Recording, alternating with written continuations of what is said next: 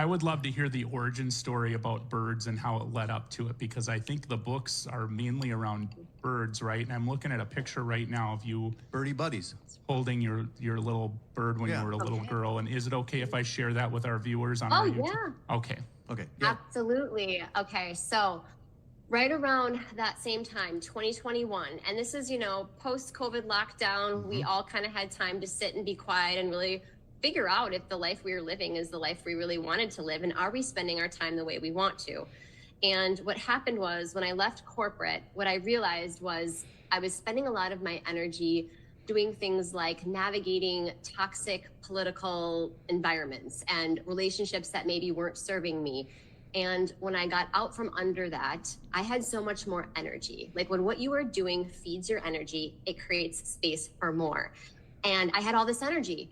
And during COVID lockdown, I could very clearly hear this voice in my heart telling me to draw again. And drawing is something I loved to do when I was a kid. It's how I played. It's how I lost myself.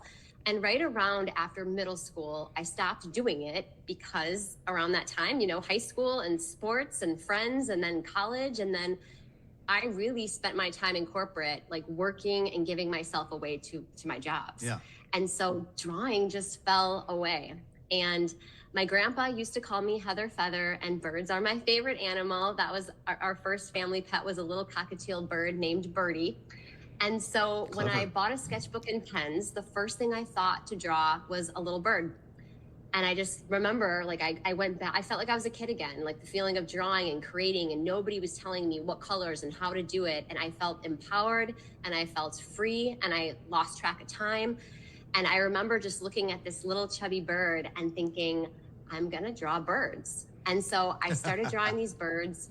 I would always name the bird. That's a big part of this. So that's Clarence the cardinal behind me. Cute. And without realizing it, I was creating these little characters.